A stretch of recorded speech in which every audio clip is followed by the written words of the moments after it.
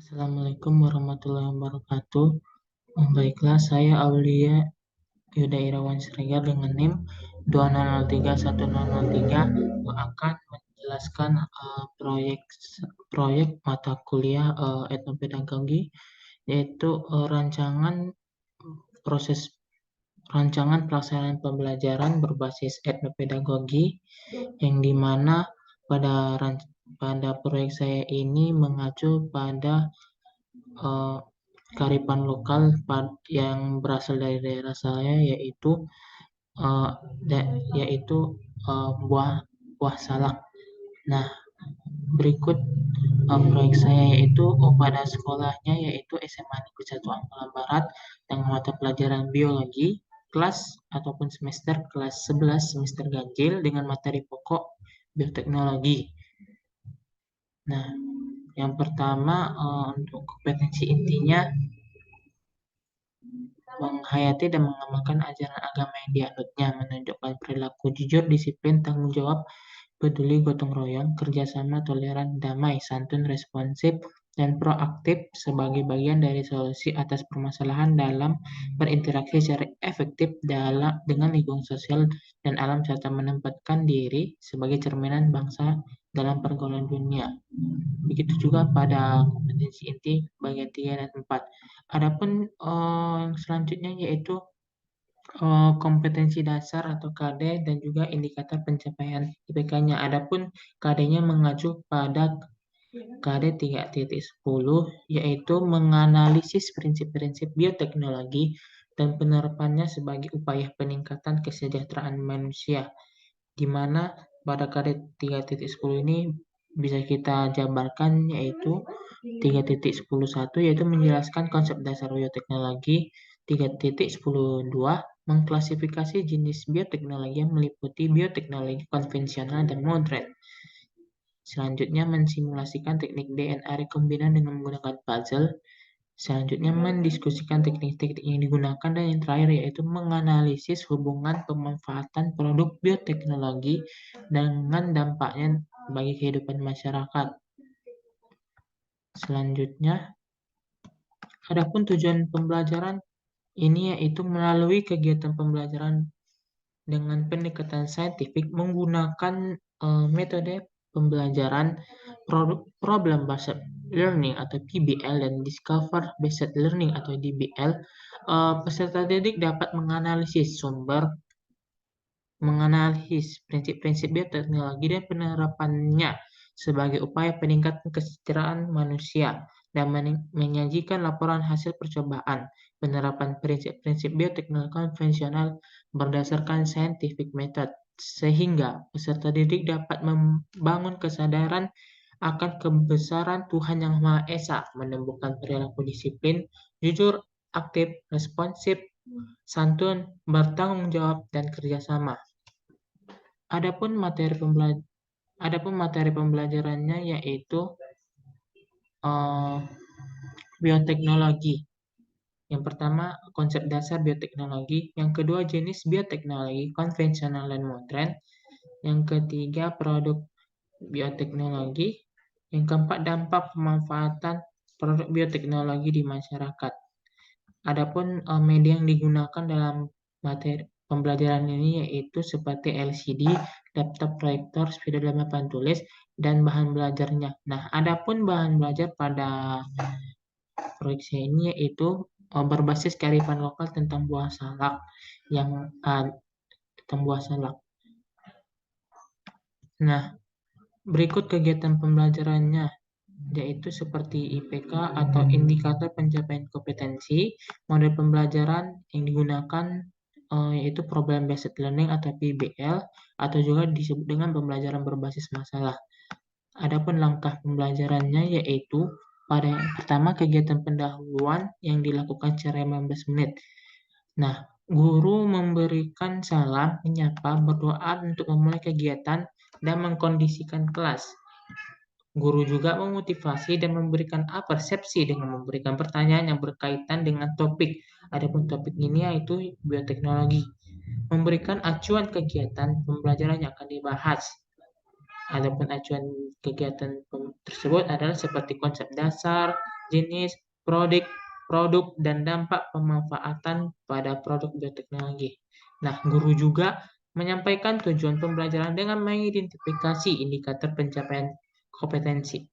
Adapun kegiatan intinya dilakukan selama 155 menit, yaitu pada tahap pertama, orientasi peserta didik kepada masalah. Guru menjelaskan indikator pembelajaran, kemudian memberikan konsep dasar, petunjuk atau referensi yang diperlukan dalam pembelajaran. Guru juga melakukan brainstorming, di mana peserta didik dihadapkan pada pengamatan seperti gambar, video, animasi, dan sebagainya. Yang kedua yaitu tahap kedua, mengorganisasikan peserta didik. Guru juga membantu peserta didik mendefinisikan dan mengorganisasikan tugas belajar yang berhubungan dengan masalah materi. Selanjutnya, yang tahap ketiga, peserta didik berdiskusi dengan kelompoknya dalam mengumpulkan informasi untuk menciptakan dan membangun ide mereka sendiri dalam merumuskan masalah terkait materi dalam lembar kegiatan atau aktivitas belajar. Peserta didik juga mengidentifikasi alternatif solusi terkait masalah yang dirumuskan. Selanjutnya, pada tahap keempat, mengembangkan dan menyajikan hasil karya. Peserta didik juga menjawab pertanyaan dalam lembar kegiatan atau aktivitas belajar dan menyajikannya dalam bentuk laporan. Nah, peserta didik juga mempresentasikan laporan pembahasan hasil temuan dan penarikan kesimpulan.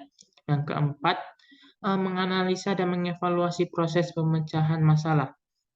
Peserta didik dibimbing oleh guru dalam melakukan analisis terhadap pemecahan masalah yang telah ditemukannya. Nah, peserta didik mendiskusikan hasil pengamatan dengan memperhatikan pertanyaan lembar kegiatan.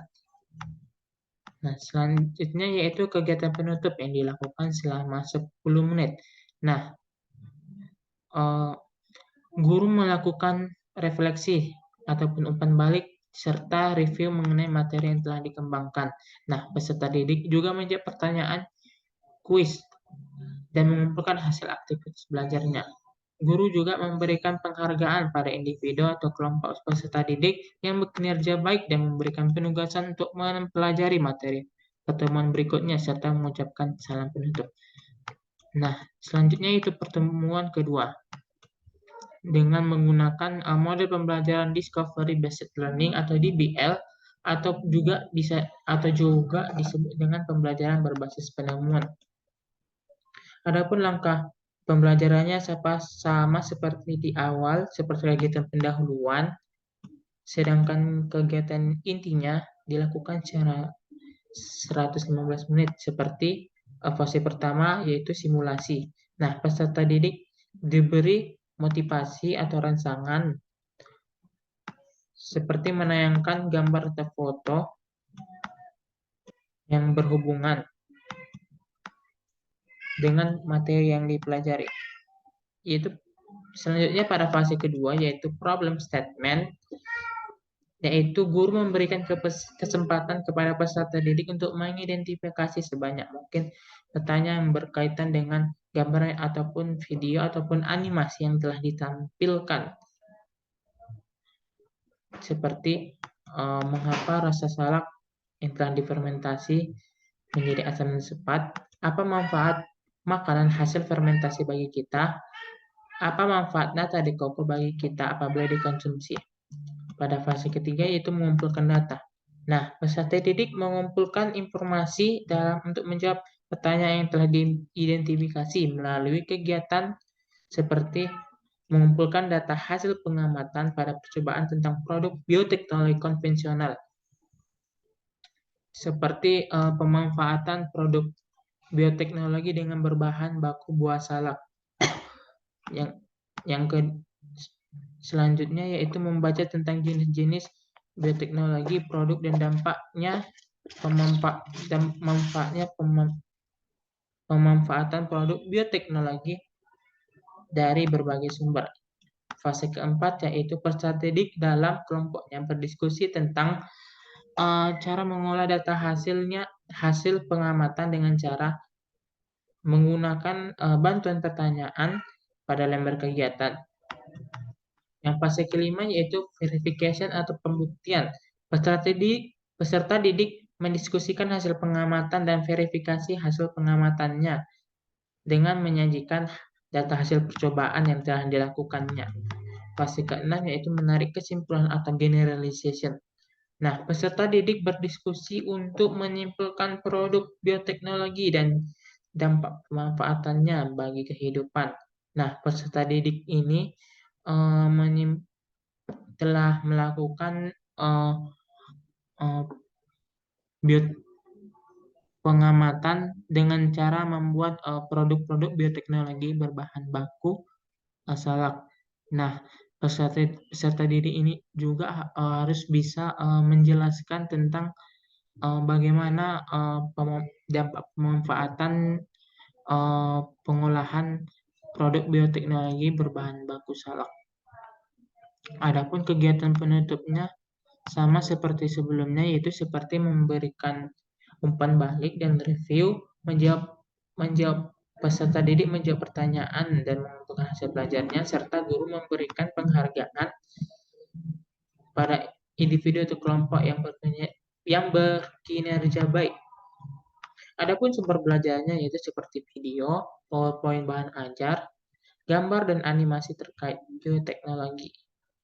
Adapun buku teks biologi seperti terlampirkan pada ini seperti Campbell dan buku biologi untuk kelas 12. Adapun bahan belajarnya yaitu bahan ajar berbasis kearifan lokal tentang buah salak yang ada pada perkebunan masyarakat Pasalakan, Kabupaten Tapanuli Selatan.